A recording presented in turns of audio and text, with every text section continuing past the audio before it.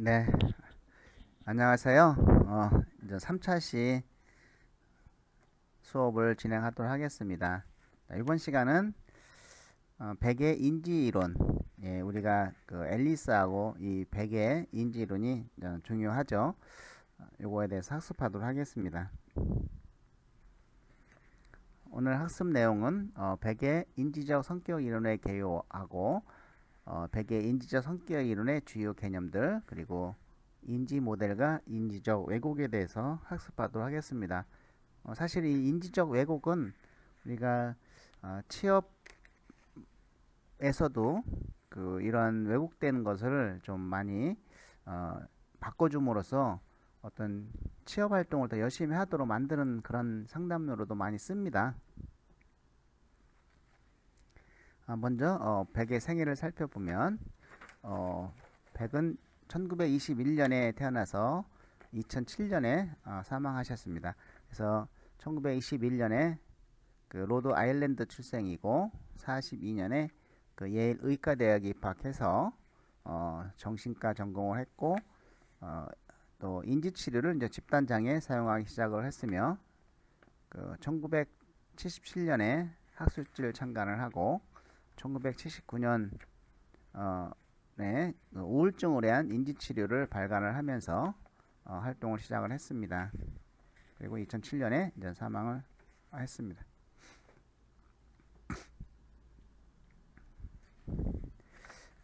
자, 이런 어떤 그 이론들을 이해하려고 하면은 그 학자들의 그 학자의 어떤 자라온 환경을 이해하는 것이 또 좀 중요할 것 같아요. 그래서 그의 이론을 더 쉽게 이해할 수 있는 것이죠.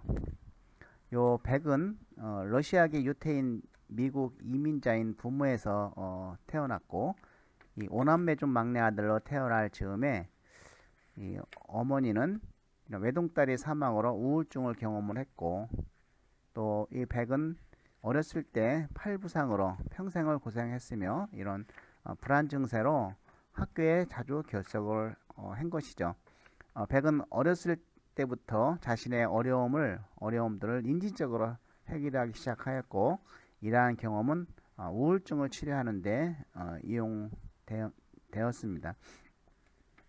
이 백은 사람들을 돕는 데 있어서 정신분석보다 더 효과적인 방법을 발견하려고 노력을 하였습니다.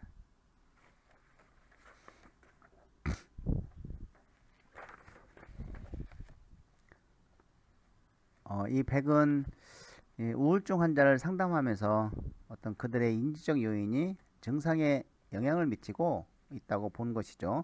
이러한 요인을 어떤 자동적 사고, 그리고 스키마, 역기능적 신념, 인지적 왜곡 등의 개념을 통해서 설명하고 있습니다.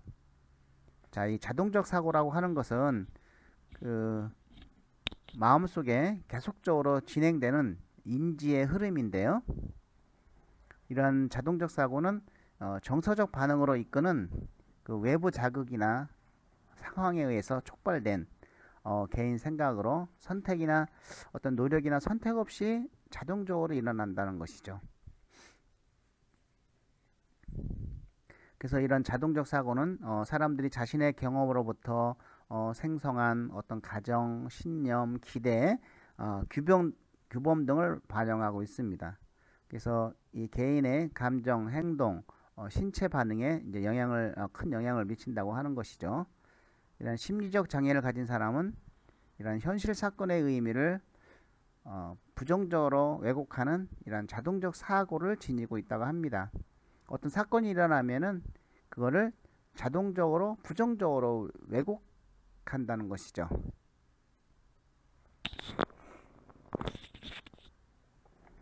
대부분의 심리적 문제는 이런 스트레스 상황을 경험했을 때 자동적으로 떠올리는 어떤 부정적 사고의 부정적 내용의 생각들로 인해서 발생된다라는 것입니다. 그래서 우리가 우울 증상을 경험하는 사람들의 이런 자동적인 사고를 살펴보면은 나는 가치 없는 사람이다 와 같이 자신에 대한 비판적인 비관적인 생각을 가졌고 나의 미래는 절망뿐이다와 같은 또 앞날에 대한 염세적 생각을 가졌거나 세상은 나를 받아주지 않는다와 같이 어떤 세상에 대한 부정적인 생각을 갖게 되면 이것이 저는 우울 증상을 경험하는 사람들의 자동적 사고라는 것이죠. 이렇게. 자, 두 번째는 이제 스키마라고 하는 건데, 스키마는 이 과거 경험을 일반화한 기억 체계죠. 그래서 뭐 인지 체계라고도 하고 또 여러 가지 학자마다 다른 용어를 쓰는데 백은 스키마라고 이제 명명하고 있습니다. 그래서 일반화된 기억 체계로서 그 정보 처리와 행동을 지배하는 구체적인 규칙이다 이렇게 보는 것이고, 자, 핵심 신념을 수반하는 인지적 구조다. 그리고 이 현실에서 경험하는 사건의 정보를 선택하고 그 의미를 해석하며 결과를 예상하게 한다는 것이죠. 백은 이 스키마 작업을 치료 과정의 핵심이라고 보았습니다. 그 과거 경험에 의해서 일반화된 그러한 어떤 그 스키마를 좀 더 인지적으로 치료를 해서 그 긍정적으로 바꾼다든지 이렇게 스키마를 전 바꾸는 작업을 하는 것이죠. 역기능적 신념. 역기능적 신념이란 삶에 대한 믿음이나 원칙으로서 절대적이고 융통성이 없이 경직되어 있는 것을 의미하는데요. 백은 이러한 신념을 핵심 신념과 중재 신념을 구분을 하였습니다. 자, 핵심 신념은 그 세계, 타인, 자신, 그리고 미래에 대한 경직된 견해로서 당연한 진리처럼 받아들여지고 있는 것이죠. 핵심 신념은 이런 왜곡된 정보의 선택으로 더욱 강화되고 지속되고, 이 중재 신념은 가장 깊은 수준인 핵심 신념과 이런 표층적 수준인 자동적 사고를 중재하는 기능을 하는 것이죠. 그래서 이러한 중재 신념은 핵심 신념에 영향을 받게 되고 가정, 기대, 규범 등으로 구성되어 있습니다. 자, 그리고 핵심 신념으로부터 중재 신념을 거쳐 이 자동적 사고가 생성되고 그 결과 다양한 정서, 행동, 신체 반응을 일으킨다고 합니다. 자, 인지적 왜곡이라고 하는 것은 현실 사건이나 경험을 해석하는 정보 처리 과정에서 범하는 체계적인 잘못을 이루는 것이죠. 사실은 이런 경우 많이 있는 것 같아요. 우리도 살면서 보면은 경험의 의미를 과장하거나 왜곡하여 부정적으로 받아들이면서 다양한 논리적인 오류를 범하게 되는 것이죠. 이러한 인지적 왜곡은 별다른 노력 없이 자동적으로 일어나는 것처럼 보여서 이 부정적인 자동적 사고라고 할 수 있습니다.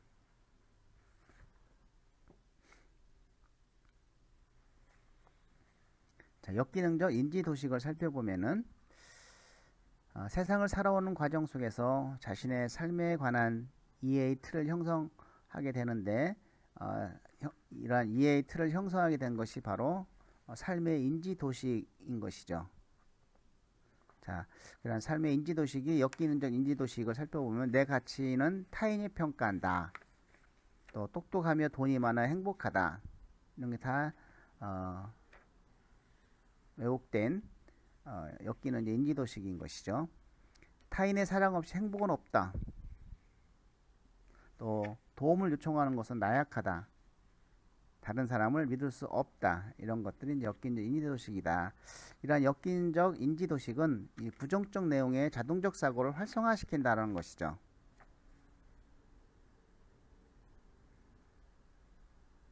이거를 한번 도식을 한번 표를 보면, 자, 어떤 선행 경험이 있다. 근데 이것이 이제 역기능적 인지도식이 형성이 되어 있으면은 이러한 주요 사건들이 역기능적 인지도식이 활성화돼서 부정적 사고를 갖게 되고 또 부정적 감정을 갖게 되면, 이런 부정적 사고를 갖게 되면 부정적 감정을 갖게 되고 부정적 행동이 나타난다는 것이죠. 그렇기 때문에 이런 역기능적 인지도식을 좀 바꿔줘야 되는 것이죠.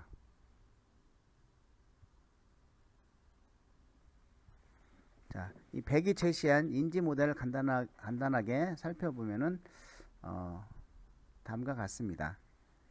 어린 시절에 부모 및 어떤 중요한 사람과의 관계는 자신과 세상에 대한 핵심 신념을 형성하게 되죠. 그래서 현실에서 만나는 상황이나 사건이 핵심 신념, 또 중재 신념 등이 활성화하면 개인마다의 독특한 자동적 사고를 유발하게 됩니다. 그 결과로 독특한 정서적, 행동적, 생리적 반응이 일어나는데요. 자, 이러한 반응은 어린 시절의 사건이나 경험으로 인해서 생겨난 개인의 스키마를 더욱 강화할 수 있다는 것이죠. 이런 개인의 역기능적 스키마가 형성되면 성격 장애를 일으킬 수 있다는 것입니다. 자, 인지 모델을 살펴보면 이런 핵심 신념이 있고 또 중재 신념이 있습니다. 태도, 규범, 가정 이런 중재 신념이 있는데 이러한 핵심 신념이 의 영향을 받죠. 중재 신념도 핵심 신념의 영향을 받은 중재 신념이 어떤 상황 사건이 일어났을 때 자동적 사고를 형성하게 되는 것이죠. 그래서 이런 핵심 신념이 어떤 비합리적 역기능적인 신념체를 갖게 되면은 이 부정적 사고가 나타나는 것이죠. 사건이 일어났을 때. 자, 그래서 이런 핵심 신념이 굉장히 중요한 것입니다.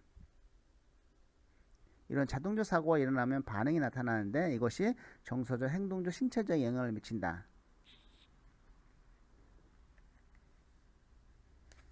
우리가 핵심 신념을 합리적인 신념으로 역기능적인 신념이 아니고 어떤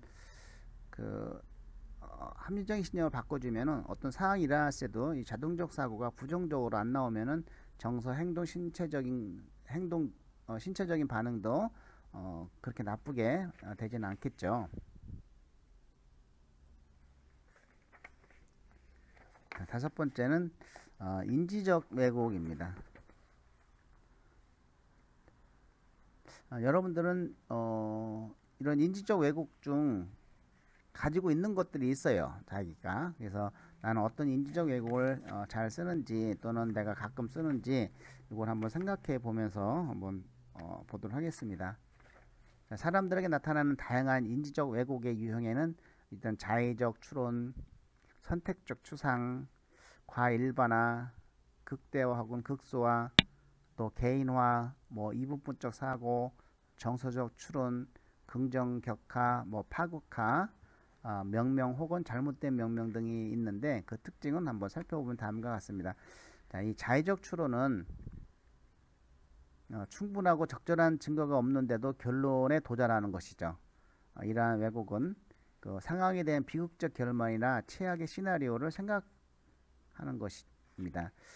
이 자의적 추론의 다른 형태로는 독심술과 부정적 예측, 옛날에 궁예가 쓰던 그런 어떤 독심술, 독심술이란 어떤 타인들이 자기 자신의 그 마음을 읽을 수 있고 또 자기 자신이 무엇을 좋아하는지를 알아야 할 것이라는 상념에 관련이 되는 것이죠. 마음을 자기가 읽는다고 하는 것이죠. 친구한테 카톡을 딱 보냈는데 카톡답이 없어. 그러니까 어떻게 생각하냐면 네가 나를 의도적으로 회피해? 라고 판단하는 것들. 또 내 신경을 거스르게 하려고 큰 소리로 노래를 부르고 있네? 큰 소리로 노래 부르고 있는 사람한테 이제 이렇게 생각을 하는 거예요. 또 취업에서는 이렇게 얘기를 하죠. 내가 옛날에 많이 도와진 친구가 있어. 그 친구는 내가 도움으로 인해서 좋은 곳에 취업도 하고 지금 잘 다니고 있는데 이제 역정이 된 거예요. 내가 실직이 됐어요. 그래서 혹시 그 친구한테 어떤 취업 정보라든지 도움이 될 만한 것이 있을까 자기가 도와줬으니까 옛날에 그래서 전화를 했을 때 그 친구가 전화를 안 받았을 때 이게 잘 나간다고 내가 실직됐다고 날 피해? 이렇게 생각할 수도 있으면은 그 친구는 이제는 전화를 안 하고 만나러 가지도 않는 것이죠. 그러면은 어떤 재취업에 대한 기회도 더 줄 수가 있는 것이죠. 또는 전화를 받았다고 하더라도 그래 반갑다 야 오늘 내가 지금 너무 바빠가지고 이따가 저녁 때 전화를 해줄게. 지금 끊자. 일단 끊었어요. 그래서 저녁 때까지 기다렸어. 근데 전화를 안 왔어. 이게 저녁 때 전화 준다는데 전화를 안 하네. 이게 이제 나를 피하네. 이렇게 돼버리는 거죠. 이럴 때 우리가 합리적인 생각을 바꾸면 일이 굉장히 바쁜 모양이구나. 그래서 저녁 때 건다고 했구나. 또 저녁 때 돼서는 얘가 전화한다면서 깜빡 잊었네. 내일 다시 한번 전화를 해봐야 되겠다. 이런 생각을 하게 됐을 때 이런 자의적 추론이라는 왜곡된 인지에서 벗어날 수가 있다라고 보는 것이죠. 과일반항. 단일 사건을 기초로 해서 극단적 신념을 가지고 그것들을 유사하지 않은 사건들이나 장면에 부적절하게 적용하는 과정인 것이죠.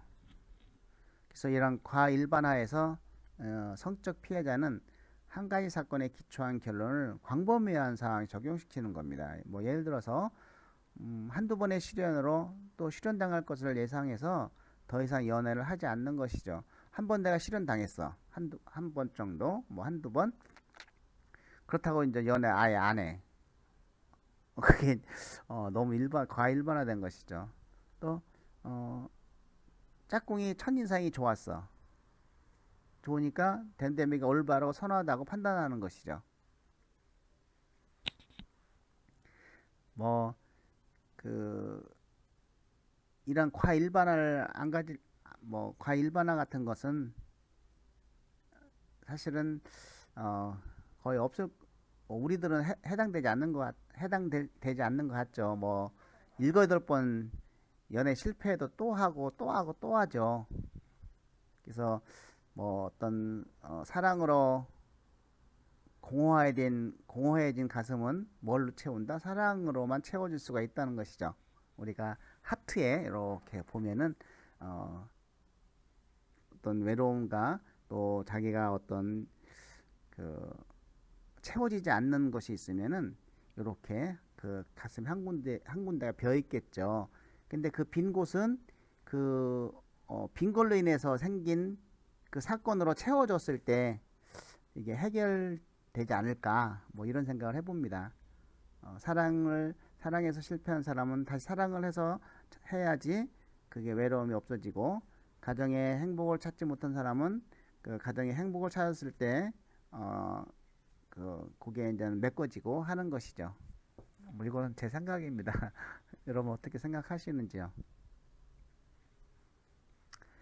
예, 그리고 극대화 또는 극소화. 라는 인적 왜곡은 개인이 불완전을 최대화하거나 또 좋은 점을 최소화할 때 생길 수 있는 것이죠. 자기 장점을 너무 최소화할 수도, 그러니까 아주 겸손의 극대화라고 할 수도 있겠지만은 어쨌든 이런 겁니다. 그래서 대개 사람들은 자신의 실수나 결점 또는 타인들의 재능을 바라볼 때는 그것들을 실제보다 좀 더 큰 것처럼 보이게 되는 경향이 있고, 반면에 자신의 장점이나 타인의 문제를 대할 때는 축소해서 사건들이 자꾸 멀게만 보이게 만드는 거. 이처럼 불완전한 점들을 극대화하고 또 좋은 점들은 극소화하기 때문에 그는 결국 자신이 부적절하며 타인들보다 열등하다고 생각하고 또 우울하게 느끼는 것이죠. 한번 면접 보고 떨어졌어. 이것을 나쁜 것을 극대화하는 거죠. 내 인생은 끝났다, 이렇게 생각하는 거죠. 또 좋은 점을 최소화하는 것은 1등을 했는데 내가 1등을 한 것은 어쩌다가 운이 좋아서 그렇게 된 거야 라고 생각하는 것이죠. 이렇게 이것도 이제 인지적 왜곡에 해당된다. 자, 이부분적 사고. 이거 아니면 저거죠. 이거는 이제 좀 위험할 수도 있어요. 뭐 서로 사귀다가 헤어졌을 때 난 너 아니면 죽음을 택하겠다 그래갖고 뭐 같이 죽는다든지 아니면 죽인다든지, 죽이고 다시 죽는, 이런 아주 극단적인 사건도 일어날 수가 있죠. 완전한 실패 아니면 대단한 성공과 같이 극단적으로 흑과 배, 이건 흑백 논리라고 하죠. 흑백으로 구분하려는 경향인데, 즉 흑백 논리로 사고하고 해석하거나 경험을 극단적으로 범주화하는 것이죠. 이러한 일부분적 사고를 하게 되면 그 일들은 좋은 것이 되든지 아니면 나쁜 것이 될 수 있습니다. 이러한 인지는 극단의 초점이 있어서 둘 사이의 희생 영역을 무시하게 됩니다. 자, 이것은 자신의 실패 혹은 나쁜 측면만을 생각하게 해서 자동적으로 부정적 신념으로 이끌도록 함으로써 낮은 자존감을 불러일으킬 수 있는 것이죠. 자, 선택적 추상. 저는 이게 와이프한테 선택적 추상을 많이 당한 것 같아요. 100번 잘하고 한 번 잘못하면 한 번 잘못한 것만 가지고 뭐라고 하는 것이죠. 그래서 이 선택적 추상은 때때로 이 정신적 여과라고도 불리는데, 이러한 왜곡은 상황의 긍정적 양상을 여과하는 데 초점을 맞추어져 있고, 이런 극단적으로 부정적 세부 사항에 머무르는 것을 말하는 것이죠.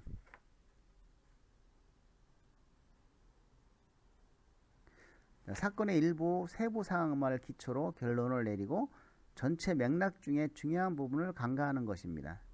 그래서 이 관심을 두는 부분이 실패와 부족한 점에 관한 것 뿐이라는 것이 여기서의 가정인 것이죠. 내가 잘한 거는 다 없는 거예요. 그냥 잘못한 것만 그거만 꼬집어서 얘기를 합니다. 이런 선택적 추상에서 개인은 여타의 가용자를 모두 무시한 채 자신의 우울한 생각을 정당화하거나 이런 지지하는 단일의 근거만을 선택적으로 채택을 합니다. 자, 여자친구가 파티에서 좀 더 잘 듣기 위해서 음악을 아니면 이야기를 다른 남자 쪽으로 고개를 돌리는 것을 보고 질투하는 거, 이것도 선택적 추상에 해당된다.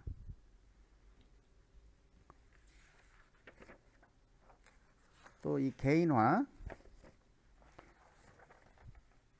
관련 지을 만한 일이 아님에도 불구하고 이런 외적 사건들과 자기 자신을 관련 짓는 경향이에요.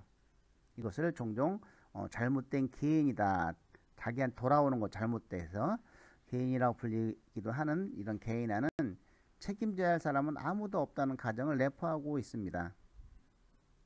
사장이 이제 만약에 요즘 코로나19 때문에 회사가 굉장히 어려울 수 있는데, 그러니까 사장이 우리 회사의 생산량이 감소했다고 말했는데, 직원이 그것이 나들으라고 하는 소리인가?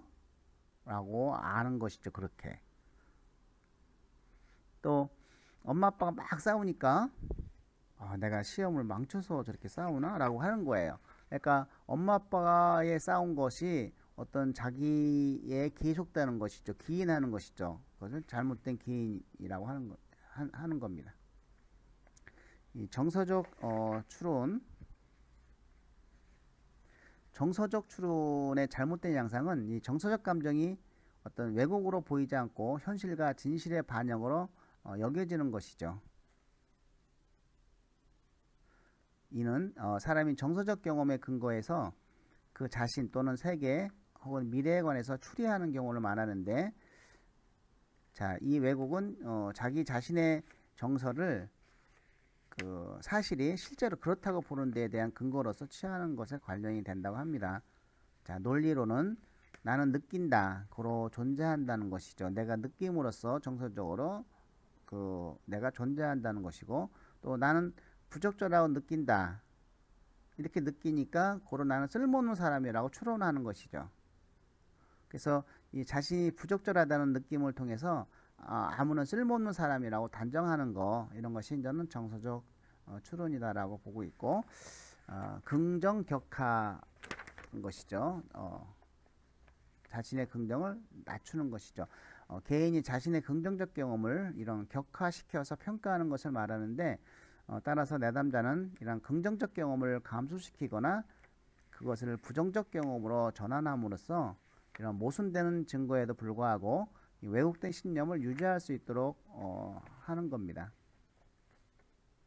이 선택적 추론에서는 개인은 상황의 부정적 측면에 초점을 맞추고 긍정적 측면을 무시하는데, 반면에 긍정 격화에서는 개인은 긍정적 측면들을 능동적으로 무력화시켜 버리는 것이죠.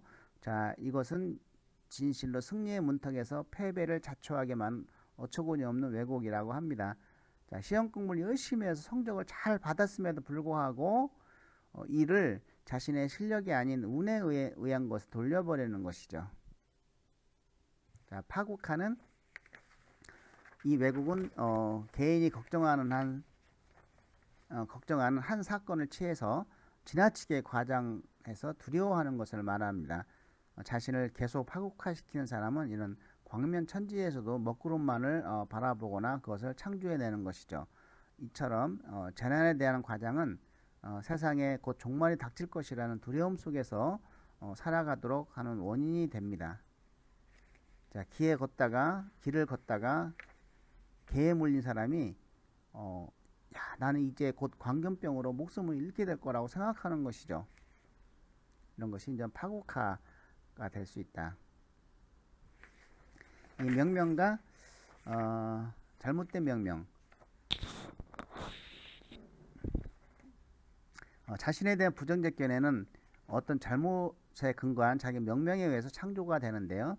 이러한 잘못된 명명은 과일반의 어떤 극단적 형태로서 내담자가 어느 단일 사건, 종종 매우 드문 일에 기초해서 완전히 부정적으로 상상하는 것이죠. 자, 이것은 특정한 행동이나 특성을 가진 어떤 사람을 동일시할 수 없다는 점에서 굉장히 비현실적입니다. 자, 이는 개인이 자신의 오류나 이런 불완전함에 근거해서 하나의 어떤 부정적 정체성을 창조를 하고 그것이 마치 진실한 자기인 것처럼 단정져 버리는 것이죠.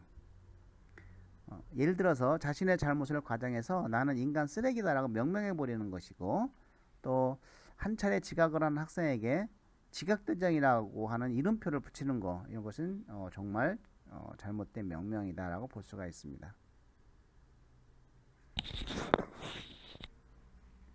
자, 백은 우울증 환자를 상담하면서 그들의 인지적 요인이 증상에 영향을 미치고 있다고 보았고요. 이러한 요인을 어떤 자동적 사고, 스키마, 역기능적 신념, 인지적 왜곡 등의 개념을 통해 설명을 했습니다.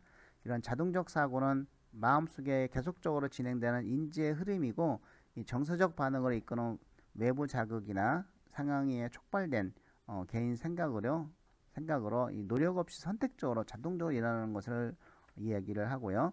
또 사람들에게 나타나는 다양한 인지적 왜곡의 유형에는 이러한 자의적 추론, 선택적 추상, 과일만화, 극대화 혹은 극소화, 개인화, 이분법적 사고, 정서적 추론, 긍정 격화, 파국화, 명명 혹은 잘못된 명명 등이 있다고 합니다. 예, 이것으로 6주차 그 수업을 마치도록 하겠습니다. 다음 주에 뵙도록 하겠습니다. 수고 많이 하셨습니다.